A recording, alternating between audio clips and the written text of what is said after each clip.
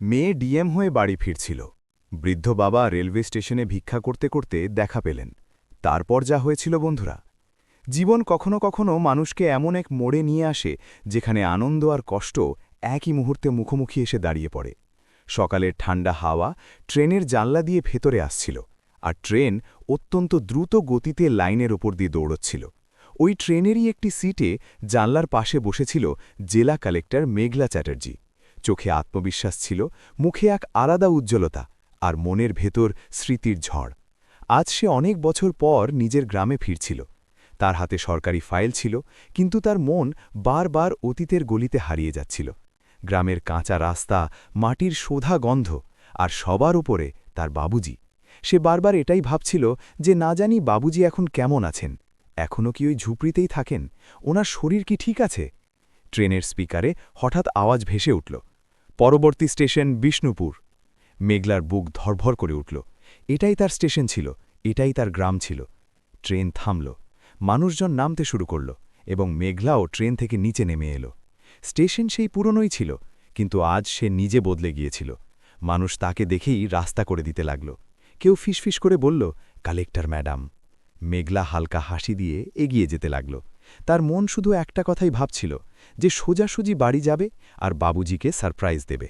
সে যেমনই স্টেশন থেকে বাইরে বেরোনোর জন্য সিঁড়ির দিকে এগোল, হঠাৎ তার নজর ডান দিকে চলে গেল। সিঁড়ির ধারে একজন বৃদ্ধ মানুষ বসেছিল। ছেঁড়া পুরনো জামা কাপড়, আলুথালু সাদা চুল, বেড়ে যাওয়া দাড়ি, আর হাতে একটা পুরনো বাটি। সে ওই বাটিতে থাকা কয়েকটা কয়েন খুব মন দিয়ে গুনছিল, যেন প্রত্যেকটা কয়েনই তার জীবনের শেষ সম্বল। মেঘলা প্রথমে তো নজর সরিয়ে নিল, আর মনে মনে ভাবল যে সব স্টেশনেই এমন ভিখারি থাকে। কিন্তু তার পা যেন আপনা আপনি থেমে গেল। মন যেন জোর দিয়ে বলল, থাম। সে ঘুরে দাঁড়াল এবং পুনরায় ওই বৃদ্ধ মানুষটিকে দেখতে লাগল। উনার আঙুলগুলো কাঁপছিল, চোখে গভীর ক্লান্তি ছিল, আর মুখে এমন কিছু ছিল যা তার চেনা চেনা মনে হল। মেঘলার বুক জোরে জোরে ধরফর করতে লাগল। সে ধীরে ধীরে ওই বৃদ্ধ মানুষটির কাছে পৌঁছাল, আর তার মুখ দিয়ে অজান্তেই বেরিয়ে এলো, বাবা। বৃদ্ধ মানুষটি মাথা তুললেন, এবং যেমনই ওনার নজর মেঘলার উপর পড়ল, ওনার চোখ ভিজে গেল। হাতের বাটিটা পড়ে গেল, কয়েনগুলো মাটিতে ছড়িয়ে গেল, আর ওনার চোখ দিয়ে জল বইতে লাগল। কাঁপানো গলায় তিনি শুধু এতটুকু বললেন, মেঘলা। ওই মুহূর্তেই মেঘলার পুরো পৃথিবী যেন থমকে গেল। সে ফুপিয়ে কেঁদে উঠল আর বলল, বাবা, আপনি এখানে কিভাবে? বন্ধুরা, ওই বৃদ্ধ ভিখারি আর কেউ নয়, বরং মেঘলার পিতা রবীন্দ্রনাথ চ্যাটার্জি ছিলেন। সেই বাবা যিনি নিজের মেয়েকে কালেক্টর বানানোর জন্য নিজের জীবন উৎসর্গ করে দিয়েছিলেন। আজ সেই বাবাই রেলওয়ে স্টেশনে ভিক্ষা করতে বাধ্য হচ্ছিলেন। স্টেশনে মানুষজন দাঁড়িয়ে পড়ল, ভিড় জমে গেল। কেউ বুঝতে পারছিল না যে একদিকে কালেক্টরের পরিচয় আর অন্যদিকে ভিখারির বাটি কিভাবে একে অপরের সঙ্গে জুড়ে গেল। মেঘলা তার বাবাকে শক্ত করে জড়িয়ে ধরল আর কাঁদতে কাঁদতে জিজ্ঞেস করল, আপনি আমাকে জানালেন না কেন? আপনার এমন অবস্থা কিভাবে হল? রবীন্দ্রনাথ বাবুও ফুপিয়ে কেঁদে উঠলেন আর বললেন, মা, আমি চাইনি যে তুই তোর স্বপ্ন থেকে বিচ্যুত হোস। বন্ধুরা, এখান থেকেই শুরু হয় ত্যাগ, কষ্ট আর মনুষ্যত্বের আসল কাহিনী, যার স্তর এবার ধীরে ধীরে খুলতে চলেছে। স্টেশনের ওই সিঁড়িতে বাবা আর মেয়ে একে অপরকে জড়িয়ে ধরেছিলেন, যেন বছরের পর বছর বিচ্ছিন্ন থাকা একটা সম্পর্ক আজ নিজের চোখের জলে নিজেকে চিনে নিচ্ছে। মেঘলার কাঁধে কালেক্টরের দায়িত্ব ছিল, কিন্তু ওই মুহূর্তে সে শুধু এক মেয়ে ছিল, আর রবীন্দ্রনাথ বাবু ছিলেন শুধু এক বাবা, যিনি নিজের মেয়েকে অফিসার হতে দেখার স্বপ্ন বাঁচিয়ে রেখেছিলেন। কিছুক্ষণ দুজনেই শুধু কাঁদতে থাকলেন, শব্দ যেন গলায় আটকে গিয়েছিল। আশেপাশে দাঁড়িয়ে থাকা মানুষজন অবাক হয়ে এই দৃশ্য দেখছিল। কেউ বুঝতে পারছিল না যে এটা কোনো সিনেমার দৃশ্য নাকি বাস্তবতা। মেঘলা ধীরে ধীরে তার বাবার মুখ নিজের দুহাতে নিল, ওনার কুচকানো চামড়া ছুল, ওনার কাঁপানো আঙুলগুলো অনুভব করল, আর ভারী গলায় বলল, বাবা, আপনি বসুন, আমাকে সব জানতে হবে। রবীন্দ্রনাথবাবু মাটির দিকে তাকিয়ে রইলেন, যেন চোখ তুলে তাকানোর হিম্মতও ছিল না। তারপর খুব ধীর গলায় বললেন, মা, চল কোথাও গিয়ে বসি। এখানে সবার সামনে এসব কথা বলা আমার পক্ষে সম্ভব নয়। দুজনে স্টেশনের এক কোণে রাখা বেঞ্চে এসে বসলেন। সেখানে ভিড়ের আওয়াজ একটু কম ছিল, কিন্তু ফেলে আসা বছরগুলোর প্রতিধ্বনি খুব বেশি ছিল। রবীন্দ্রনাথবাবু এক গভীর শ্বাস নিলেন আর বলতে শুরু করলেন, যখন তুই দিল্লি চলে গেলি না মা, ওই দিনের পর থেকে আমার জীবনের প্রতিটা দিন শুধু একটাই দোয়ায় কেটেছে, যে তুই যেন অফিসার হয়ে যাস। তার জন্য আমাকে যাই করতে হোক না কেন। মেঘলা চুপচাপ শুনছিল। তার চোখ দিয়ে জল থামার নাম নিচ্ছিল না। বাবা বললেন, শুরুতে তো সব ঠিকই ছিল। আমি ওই ইটের ভাটায় কাজ করতাম, এদিক সেদিক মজুরি করতাম, আর তোকে সময় মতো টাকা পাঠাতাম। কিন্তু গ্রামবাসীর কথাগুলো প্রতিটা দিন আমার কানে বিষের মতো গুলত। কেউ বলতো জোয়ান মেয়েকে শহরে পাঠিয়ে দিয়েছে, কেউ বলতো পড়াশোনার নামে বাবা পাগল হয়ে গিয়েছে, কিন্তু আমি কারো কথা শুনিনি, কারণ আমার নিজের মেয়ের ওপর ভরসা ছিল। রবীন্দ্রনাথবাবুর গলা ধীরে ধীরে ভারী হতে লাগল। তিনি জানালেন, তোর পড়াশোনার খরচের জন্য আমি নিজের ঘর বন্ধক রেখেছিলাম। ওই ঘর যেখানে তুই জন্ম নিয়েছিলি, যে ঘরে তোর মায়ের শেষ নিঃশ্বাস মিশেছিল। মেঘলা এটা শুনে স্তব্ধ হয়ে গেল। সে কাঁপানো গলায় জিজ্ঞেস করল, বাবা, আপনি আমাকে এসব কেন বলেননি? বাবা শুধু বললেন, যদি বলে দিতাম তবে তুই হয়তো তোর স্বপ্নের সঙ্গে আপোষ করে নিতি, আর আমি সেটা চাইনি। তিনি আরও জানালেন, ঘর বন্ধক দেওয়ার পর আমি ওই ঘরেই ভাড়াটে হয়ে থাকতে শুরু করলাম। দিনরাত পরিশ্রম করতাম যাতে মহাজনকে সময়মতো টাকা দিতে পারি। কিন্তু কপালে হয়তো অন্য কিছু লেখা ছিল। একদিন ভাটায় কাজ করার সময় আমার পায়ে গভীর চোট লাগল। ডাক্তার বলল, কয়েক মাস ভারী কাজ করবে না। কিন্তু মা, পেট কি আর অপেক্ষা করে? আমি ব্যথা লুকিয়ে কাজ করার চেষ্টা করলাম, কিন্তু অবস্থা আরও খারাপ হতে থাকল। কাজ চলে গেল, টাকা আসা বন্ধ হয়ে গেল, আর ধীরে ধীরে মহাজনের ধৈর্যও শেষ হয়ে গেল। একদিন সে পরিষ্কার বলে দিল, হয় টাকা দাও, না হলে ঘর খালি করে দাও। রবীন্দ্রনাথবাবুর চোখ দিয়ে জল পড়তে লাগল। তিনি বললেন, ওই দিন আমি প্রথমবার নিজেকে বড় অসহায় মনে করলাম। না ঘর থাকল, না কাজ থাকল, আর না কারো কাছে সাহায্য চাওয়ার সাহস। গ্রামে যার যার দরজায় গেলাম, সবাই মুখ ফিরিয়ে নিল। ওই মানুষগুলোই যারা একদিন আমার মেয়ের স্বপ্নের মজা উড়িয়েছিল, আজ আমার বাধ্য হওয়া দেখে হাসছিল। অবশেষে এক রাতে আমি স্টেশনের দিকে রওনা দিলাম। ভাবলাম, যেখানে রোজ হাজার হাজার মানুষ যাতায়াত করে, সেখানে হয়তো দুবেলা রুটি জুটে যাবে। মেঘলা এসব শুনে ভেঙে পড়েছিল। সে তার বাবার হাত শক্ত করে ধরল আর বলল, বাবা, আপনি এসব একা কিভাবে সহ্য করলেন? রবীন্দ্রনাথবাবু হালকা হাসি দিয়ে বললেন, মা, যখন বাবার ভরসা থাকে যে তার মেয়ে একদিন অফিসার হয়ে ফিরবে, তখন ভিক্ষার বাটিও আর বোঝা মনে হয় না। বন্ধুরা, এটা শুনে মেঘলার মন যেন ছিঁড়ে গেল। সে বুঝতে পারল যে চেয়ারে পৌঁছনোর জন্য সে সংগ্রাম করেছে, তার ভিত তার বাবার ত্যাগ আর চোখের জল দিয়ে তৈরি হয়েছিল। মেঘলা চোখ মুছে নিজের বাবার হাত ধরল এবং এক দৃঢ় গলায় বলল, বাবা, এখন আপনি এখানে এক মুহূর্তও থাকবেন না, এখন অনেক হয়েছে। রবীন্দ্রনাথবাবু ঘাবড়ে গিয়ে এদিক ওদিক তাকালেন, যেন ভয় পাচ্ছিলেন যে কোথাও তার মেয়ের সম্মানে আঘাত না লাগে। তিনি বললেন, না মা, লোকে কি বলবে? তুই কালেক্টর আর তোর বাবা স্টেশনে ভিক্ষা করত, এই কথা যদি ছড়িয়ে যায়? মেঘলা মাঝপথেই ওনার কথা থামিয়ে দিল আর বলল, বাবা, যদি মানুষ এটা বুঝতে না পারে যে এক বাবা নিজের মেয়ের জন্য কি কি সহ্য করেছে, তবে এমন মানুষের পরোয়া আমার নেই। সে তার বাবার হাত থেকে ওই বাটিটা তুলল, ওটা সরিয়ে রাখল, আর খুব ভালোবাসা দিয়ে বলল, এটা আর কখনো আপনার হাতে আসবে না। রবীন্দ্রনাথবাবুর চোখে ভয়, লজ্জা আর স্বস্তি তিনটেই একসঙ্গে ছিল। তিনি ধীর গলায় বললেন, মা, আমি তোর বোঝা হতে চাই না। মেঘলা ভারী মনে জবাব দিল, বাবা, আপনি যদি বোঝা হন, তবে আমার এই পুরো জীবন কিসের কাজে আসবে? এটা বলে সে নিজের স্টাফদের ফোন করল। গাড়ি স্টেশনের বাইরে দাঁড়িয়েছিল, আর কিছুক্ষণের মধ্যে এক সরকারি গাড়ি সেখানে চলে এলো। স্টেশনে থাকা মানুষজন এসব দেখছিল, কেউ অবাক ছিল, কেউ লজ্জিত, আর কেউ চুপচাপ মাথা নিচু করে দাঁড়িয়েছিল। মেঘলা তার বাবাকে সাহায্য করে গাড়িতে বসাল, নিজে ওনার পাশে বসল, আর গাড়ি যেমনই এগোল, রবীন্দ্রনাথবাবুর চোখ থেকে আবার জল পড়তে লাগল। তিনি জানলা দিয়ে বাইরে দেখছিলেন, সেই একই স্টেশন যেখানে তিনি না জানি কত রাত অভুক্ত কাটিয়েছিলেন, আজ পেছনে ফেলে যাচ্ছিলেন। পুরো রাস্তা মেঘলা তার বাবার হাত ধরে রাখল, যেন ভয় ছিল যে পাছে তিনি আবার হারিয়ে না যান। কিছুক্ষণ পর সে ধীর গলায় বলল, বাবা, সবার আগে আমরা গ্রামে যাব। বাবা চমকে ওনার দিকে তাকালেন আর বললেন, গ্রাম? সেখানে কেন যেতে হবে মা? সেখানে তো ওই মানুষগুলোই আছে যারা আমাদের কথা শুনিয়েছিল। মেঘলা এক গভীর শ্বাস নিল আর বলল, বাবা, আমি ওই গলিগুলোতে ফিরতে চাই যেখান থেকে আমার সংগ্রাম শুরু হয়েছিল, আর আমি চাই যে আপনি আমার সঙ্গে থাকুন, যাতে মানুষ দেখতে পায় যে এক কালেক্টরের চেয়ারের পেছনে কোন বাবার ঘাম আর কোন বাবার চোখের জল আছে। গাড়ি গ্রামের দিকে চলল, রাস্তায় ক্ষেত গাছ আর কাঁচা রাস্তা দেখা যেতে লাগল, আর প্রতি মোড়ে রবীন্দ্রনাথবাবুর ফেলে আসা দিনগুলো মনে পড়তে লাগল। গাড়ি গ্রামের বাইরে পৌঁছতেই কিছু লোক চিনে ফেলল যে সরকারি গাড়ি এসেছে। ধীরে ধীরে ভিড় জমতে লাগল। কেউ ফিসফিস করছিল যে হয়তো বড় কোনো আধিকারিক এসেছেন। কারো বিন্দুমাত্র ধারণা ছিল না যে ওই গাড়িতে বসা বৃদ্ধ মানুষটি সেই রবীন্দ্রনাথ চ্যাটার্জি যাকে এক সময় সবাই বেকার আর পাগল বলেছিল। গাড়ি উনাদের পুরনো ঘরের সামনে থামল, সেই ঘর যা এখন অন্য কারো ছিল। রবীন্দ্রনাথ বাবুর চোখ ওই দরজায় আটকে গেল যেখানে একদিন তিনি নিজের মেয়েকে কোলে তুলেছিলেন। মেঘলা ওনার কাঁধে হাত রাখল আর বলল, বাবা, এই ঘর হয়তো আমাদের নেই, কিন্তু আপনার সম্মান আজ আর এই মাটিতে চাপা নেই। তখনই গ্রামের কিছু লোক এগিয়ে এলো। কেউ সাহস করে জিজ্ঞেস করল, ম্যাডাম, আপনি কে? মেঘলা শান্ত কিন্তু দৃঢ় গলায় বলল, আমি এই গ্রামেরই মেয়ে, আর ইনি আমার বাবা। এটা শুনেই মানুষজন স্তব্ধ হয়ে গেল। কারো নজর নিচু হয়ে গেল, কারো মুখে অনুশোচনা পরিষ্কার দেখা যাচ্ছিল। বন্ধুরা, ওই মুহূর্তে গ্রামের বাতাসে কিছু একটা বদলে গিয়েছিল। কারণ যে বাবাকে একসময় সবাই অবহেলার চোখে দেখেছিল, আজ সেই বাবাই এক কালেক্টরের পরিচয় হয়ে উঠেছিলেন। গ্রামের ওই পুরনো আঙিনায় আজ এক অদ্ভুত নীরবতা ছিল।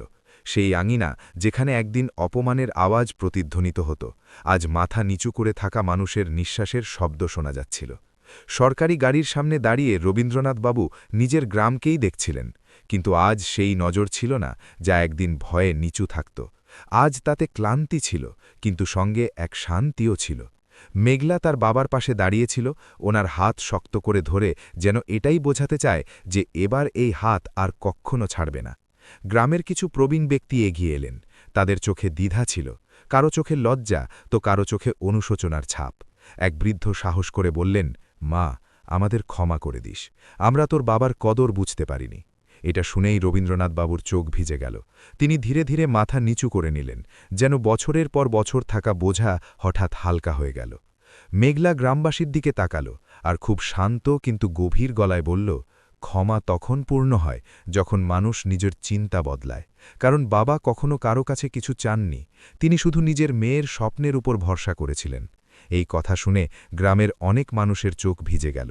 তখনই কেউ বলল, আমাদের মনে হয়েছিল এই লোকটা পাগল, নিজের মেয়েকে অফিসার বানানোর স্বপ্ন দেখছে, কিন্তু আজ বুঝতে পারছি যে আসল পাগলামি তো আমাদের চিন্তাই ছিল। মেঘলা তার বাবাকে এগিয়ে যেতে বলল, আর দুজনে ধীরে ধীরে ওই রাস্তায় হাঁটলেন যেখানে একদিন রবীন্দ্রনাথ বাবু মজুরি করতে যেতেন। প্রতি পদে কোনো না কোনো পুরনো স্মৃতি দাঁড়িয়েছিল, কোনো জায়গা যেখানে তিনি অপমান সহ্য করেছিলেন, কোনো মোড় যেখানে মানুষজন হেসে বলেছিল, মেয়েকে পড়িয়ে কি হবে। রবীন্দ্রনাথ বাবুর চোখের সামনে সব ঘুরছিল, কিন্তু আজ আর ওই কষ্ট ছিল না। আজ এক অদ্ভুত সন্তুষ্টি ছিল যে তার মেয়ে সবাইকে জবাব দিয়ে দিয়েছিল। গ্রামের কিছু লোক পেছনে পেছনে হাঁটতে লাগল। কেউ কিছু বলছিল না, কিন্তু প্রত্যেকে নিজের ভেতর প্রশ্ন খুঁজছিল। একটু দূরে গিয়ে মেঘলা থামল আর গ্রামের মাঝখানে থাকা ছোট চাতালের ওপর দাঁড়িয়ে পড়ল। সেই চাতাল যেখানে একদিন পঞ্চায়েত বসত, আর যেখানে বসে মানুষজন রবীন্দ্রনাথ বাবুর মজা উড়িয়েছিল। মেঘলা সেখানে দাঁড়িয়ে সবার দিকে তাকালো আর বলল, আমি আজ এখানে কোনো পদ বা প্রতিপত্তি নিয়ে আসিনি। আমি শুধু এক মেয়ে হয়ে এসেছি যে নিজের বাবার সম্মান ফিরিয়ে নিতে এসেছে। সে জানালো কিভাবে তার বাবা মায়ের মৃত্যুর পর একাই সব সামলেছেন, কিভাবে তিনি ঘর বিক্রি করে দিলেন, কিভাবে নিজে না খেয়ে মেয়েকে টাকা পাঠাতেন, আর কিভাবে অবশেষে বাধ্য হয়ে তিনি স্টেশনের সিঁড়িতে গিয়ে বসেছিলেন। প্রতিটা শব্দের সঙ্গে গ্রামবাসীর মাথা আরও নিচু হতে থাকল। কারো চোখ দিয়ে জল বইছিল, তো কেউ নিজের অপরাধের কথা মনে করে কাঁপছিল। মেঘলা আরও বলল, আজ যদি আমি কালেক্টর হই, তবে এটা আমার পরিশ্রমের চেয়েও বেশি আমার বাবার ত্যাগের ফল। আর যদি কেউ আজও ভাবে যে গরিবের বাচ্চা অফিসার হতে পারে না, তবে সে আমার বাবার কাহিনী শুনে নিক। রবীন্দ্রনাথ বাবু এবার নিজেকে আর আটকে রাখতে পারলেন না। তিনি ভরাট গলায় বললেন, আমি কখনো কারো কাছে প্রতিশোধ চাইনি, আমি শুধু নিজের মেয়ের ওপর ভরসা করেছি, আর আজ ওই ভরসাই আমার সবচেয়ে বড় সম্পদ। এটা শুনেই গ্রামের অনেক মানুষ ওনার পায়ে পড়তে লাগল। কেউ কাঁদতে কাঁদতে ক্ষমা চাইছিল, কেউ বলছিল যে আমরা অনেক বড় পাপ করেছি। মেঘলা সবাইকে তুলল আর বলল, আমার বাবার আপনাদের পায়ে পড়ার দরকার নেই। যদি সত্যি ক্ষমা চান, তবে নিজের বাচ্চাদের স্বপ্ন দেখতে বাধা দেবেন না। বন্ধুরা, ওই দিন গ্রাম শুধু এক কালেক্টর দেখেনি, ওই দিন গ্রাম এক বাবার ত্যাগের শক্তি দেখেছিল। আর ওই মাটিতে প্রথমবার এই উপলব্ধি তৈরি হয়েছিল যে দারিদ্র্য অভিশাপ নয়, চিন্তার দারিদ্র্যই সবচেয়ে বড় অভিশাপ। বন্ধুরা, গ্রামের ওই পঞ্চায়েতের চাতাল থেকে ফেরার সময় মেঘলা আর রবীন্দ্রনাথবাবু দুজনেই চুপ ছিলেন, কিন্তু ওই চুপ থাকায় এখন কষ্ট কম আর শান্তি বেশি ছিল। মেঘলার মনে হচ্ছিল যে সফলতাকে সে আজ নিজের জয় ভাবছিল, তার পেছনে কেউ নিজের পুরো জীবনটা হেরে গিয়েছিল। শহর পৌঁছাতে পৌঁছাতে বিকেল গড়িয়ে সন্ধ্যা হয়ে গিয়েছিল। রাস্তার দুপাশে জ্বলে ওঠা লাইটগুলো রবীন্দ্রনাথ বাবুকে অন্য কোনো এক জগতের অনুভূতি দিচ্ছিল। মেঘলা ওনাকে সরাসরি নিজের সরকারি আবাসে নিয়ে এলো, যেখানে প্রথমবার রবীন্দ্রনাথ বাবু পরিষ্কার ঘর, বিছানা আর নিশ্চিন্তের ছাদ দেখলেন। তিনি ইতস্তত করে জিজ্ঞেস করলেন, মা, আমি কি এখানে থাকতে পারি? মেঘলা মজা করে বলল, বাবা, এই ঘর আমার নয়, এটা সরকারের, আর সরকার এই ঘর আমাকে এই জন্যই দিয়েছে যাতে আমি নিজের আপনজনদের খেয়াল রাখতে পারি, আর আপনি তো আমার সবচেয়ে আপন। পরের কয়েকটা দিন রবীন্দ্রনাথ বাবুর জন্য একেবারে নতুন ছিল। সকালে উঠে চা মিলত, সময়মতো খাবার মিলত, আর সবচেয়ে বড় কথা, ওনার কারও সামনে হাত পাতার দরকার ছিল না। মেঘলা রোজ অফিসে যাওয়ার আগে ওনার পা ছুঁত, আশীর্বাদ নিত, আর যেতে যেতে বলত, বাবা, এখন আপনার মেয়ে শুধু অফিসার নয়, আপনার দায়িত্ব। রবীন্দ্রনাথ বাবু এসব দেখে অনেকবার চুপচাপ কেঁদে নিতেন। ওনার মনে হতো যে স্বপ্ন তিনি নিজের ঝুপড়িতে বসে দেখেছিলেন তা আজ সত্যি হয়ে ওনার সামনে দাঁড়িয়ে আছে। কয়েক মাসের মধ্যেই মেঘলা নিজের কাজে পুরো জেলায় পরিচিতি পেয়ে গিয়েছিল। মানুষ বলত, এই কালেক্টর কড়া, কিন্তু মনের দিক থেকে খুব স্বচ্ছ। রবীন্দ্রনাথ বাবু যখন এই কথাগুলো শুনতে পেতেন, ওনার বুক গর্বে চড়া হয়ে যেত। একদিন মেঘলা অনেক রাতে অফিস থেকে ফিরল। ক্লান্ত ছিল, কিন্তু বাবাকে ঘুমোতে দেখে তার মুখে শান্তি ফিরে এলো। সে ধীরে ধীরে বাবার কপালে হাত রাখল আর মনে মনে বলল, বাবা, এবার আপনার পালা, এবার আপনি বিশ্রাম করুন। বন্ধুরা, সেই রবীন্দ্রনাথ বাবু ছিলেন যিনি একদিন স্টেশনের সিঁড়িতে কয়েন গুনতেন, আর আজ সেই মানুষের মেয়ে পুরো জেলার সিদ্ধান্ত নিচ্ছিল। জীবন যেন এক পূর্ণ চক্র সম্পন্ন করেছিল। সময় নিজের গতিতে এগিয়ে চলছিল, আর মেঘলা এখন শুধু এক কালেক্টর হয়ে থাকেনি, সে পুরো জেলার কাছে এক আস্থার নাম হয়ে উঠেছিল। তার সিদ্ধান্তগুলোতে কঠোরতা ছিল, কিন্তু প্রতিটা সিদ্ধান্তের পেছনে মনুষ্যত্ব দাঁড়িয়ে থাকত। অফিসের অলিন্দে মানুষজন বলত, সেই কালেক্টর যে নিজের বাবাকে স্টেশনের সিঁড়ি থেকে তুলে সম্মানের আসনে গুছিয়েছে। এরই মধ্যে জীবন মেঘলার সামনে আরও এক মোড় নিয়ে এলো। পরিবার আর আধিকারিকদের তরফ থেকে তার বিয়ের কথা উঠতে লাগল। মেঘলা পরিষ্কার জানিয়ে দিল, বিয়ে তখনই হবে যখন সামনের মানুষটি আমার বাবাকেও একই সম্মানে আপন করে নেবে, যেমন সে আমাকে গ্রহণ করবে। অনেক সম্বন্ধ এলো, অনেক ফিরে গেল, কিন্তু একদিন এক ঊর্ধ্বতন আধিকারিকের সম্বন্ধ এলো, যিনি মেঘলার পুরো কাহিনী শুনলেন আর এক মুহূর্ত না ভেবে বললেন, যদি আপনার বাবা আমাদের সঙ্গে না থাকেন, তবে এই সম্পর্ক অসম্পূর্ণ থাকবে। এটা শুনে মেঘলার চোখে জল এসে গেল। তার মনে হল যেন জীবন তার বাবার ত্যাগের আরও এক সম্মান রাখল। বিয়ে খুব সাদামাটাভাবে হল, কোনো ধুমধাম ছাড়াই। কিন্তু ওই দিন রবীন্দ্রনাথ বাবুর চোখে যে উজ্জ্বলতা ছিল, তা কোনো রাজার চেয়ে কম ছিল না। তিনি কাঁপানো হাতে মেয়েকে বিদায় দিলেন আর বললেন, আমি তোকে অফিসার হতে দেখেছি, আজ তোকে খুশি হতে দেখছি, এখন আমার জীবন ধন্য হল। বিয়ে পরও রবীন্দ্রনাথবাবু নিজের মেয়ে আর জামাইয়ের সঙ্গেই থাকলেন। বাড়িতে ওনার কথা শোনা হতো, ওনার পরামর্শ নেওয়া হতো, আর ওনাকে কখনও এটা অনুভব করতে দেওয়া হয়নি যে তিনি কারো ওপর বোঝা। একদিন জেলায় এক বড় সামাজিক অনুষ্ঠানের আয়োজন করা হল, যেখানে মেঘলাকে নিজের জীবন সংগ্রাম নিয়ে বলার জন্য ডাকা হয়েছিল। মঞ্চে দাঁড়িয়ে সে ভিড়ের দিকে তাকাল, আর তারপর নিজের বাবার দিকে তাকাল, যিনি প্রথম সারিতে বসেছিলেন। তার গলা একটু ভারী হয়ে গেল, কিন্তু সে নিজেকে সামলে নিয়ে বলল, আজ যদি আপনারা আমার পদের সম্মান করেন, তবে সেই মানুষটির সম্মানও করুন যিনি আমাকে এখানে পৌঁছনোর জন্য নিজের সব কিছু হারিয়ে ফেলেছেন। সে মানুষকে জানাল যে দারিদ্র্য সবচেয়ে বড় সমস্যা নয়, সমস্যা হল স্বপ্নকে পিষে ফেলা চিন্তা। রবীন্দ্রনাথ বাবুর চোখ দিয়ে জল পড়তে লাগল, কিন্তু আজ ওই জল কষ্টের ছিল না, গর্বের ছিল। অনুষ্ঠানের পর অনেক মানুষ ওনার কাছে এলেন। কেউ পা ছুল, কেউ ক্ষমা চাইল, আর কেউ বলল যে আজ থেকে আমরা আমাদের বাচ্চাদের স্বপ্নকে বাধা দেব না। বন্ধুরা, ওই দিন রবীন্দ্রনাথ বাবু মনে মনে স্টেশনের ওই সিঁড়িগুলোকে মনে করলেন আর হেসে বললেন, হয়তো সেখানে বসে ভিক্ষা করা বৃথা যায়নি, যদি ওই কষ্ট থেকে আমার মেয়ে আর এতগুলো বাচ্চার ভবিষ্যৎ তৈরি হতে পারে। কাহিনী এখানেই শেষ হয় না, কারণ এমন কাহিনী কখনো শেষ হয় না। এটা সেই প্রত্যেক বাবার মধ্যে বেঁচে থাকে যে নিজের সন্তানের জন্য নিজেকে শেষ করে দেয়, আর সেই প্রত্যেক মেয়ের মধ্যে বেঁচে থাকে যে নিজের বাবার ত্যাগকে কখনো ভুলে যায় না। এই কাহিনী আমাদের শেখায় যে মানুষের সবচেয়ে বড় পরিচয় তার পদ নয়, তার মন হয়। আর যখন এক বাবা নিজের স্বপ্ন বিসর্জন দিয়ে মেয়ের স্বপ্নকে বাঁচিয়ে রাখে, তখন একদিন ওই স্বপ্নই পুরো সমাজের জন্য আলো হয়ে ওঠে। যদি এই কাহিনী আপনার মনকে ছুঁয়ে থাকে, তবে মনে রাখবেন, কোনো রবীন্দ্রনাথ চ্যাটার্জিকে দেখে মুখ ফিরিয়ে নেবেন না। হতে পারে তার ত্যাগের কাহিনী এখনও কোনো মেঘলার রূপে লেখা হওয়া বাকি আছে। বন্ধুরা, মেঘলা যদি আজ কালেক্টর হয়, তবে সেটা তার পরিশ্রমের ফল, কিন্তু তার চেয়েও বড় সত্যি হল তার পরিশ্রমের শক্তি তার বাবার বলিদান থেকে এসেছিল। সেই বলিদান যা কখনো হিসাব চায়নি, কখনো অভিযোগ করেনি, আর কখনো এটা জিজ্ঞেস করেনি যে বিনিময়ে আমি কি পাব। এই কাহিনী আমাদের আয়না দেখায় যে আমরা সমাজে কত তাড়াতাড়ি কাউকে ব্যর্থ, বেকার বা পাগল বলে দিই। আমরা স্বপ্ন দেখা মানুষের ওপর হাসি, কিন্তু যখন সেই স্বপ্ন সত্যি হয়, তখন হাততালি দিতে সবার আগে দাঁড়িয়ে যাই। আর হয়তো এটাই সবচেয়ে বড় বাস্তবতা, যে মানুষ প্রায়ই ফলাফলের সম্মান করে, সংগ্রামের নয়। বন্ধুরা, যদি এই কাহিনী আপনার হৃদয় স্পর্শ করে থাকে, তবে একটি কাজ নিশ্চয়ই করবেন। নিজের চারপাশে দেখুন। হতে পারে কোনো রবীন্দ্রনাথ বাবু আজও কোনো স্টেশনে, কোনো মোড়ে বা কোনো মজুরির লাইনে দাঁড়িয়ে আছেন। চুপচাপ নিজের বাচ্চাদের ভবিষ্যতের জন্য নিজেকে শেষ করছেন। ওনাকে দয়া নয়, সম্মান দিন, কারণ দয়া মুহূর্তের হয়, কিন্তু সম্মান মানুষকে বাঁচিয়ে রাখে। আর যদি আপনি কোনো মেঘলার মতো এগিয়ে যাচ্ছেন, তবে এটা কখনো ভুলবেন না যে আপনার সাফল্যের সবচেয়ে প্রথম দাবিদার কে। চেয়ের বড় হতে পারে, পদ উঁচু হতে পারে, কিন্তু বাবার কাঁধের চেয়ে উঁচু কিছু হয় না।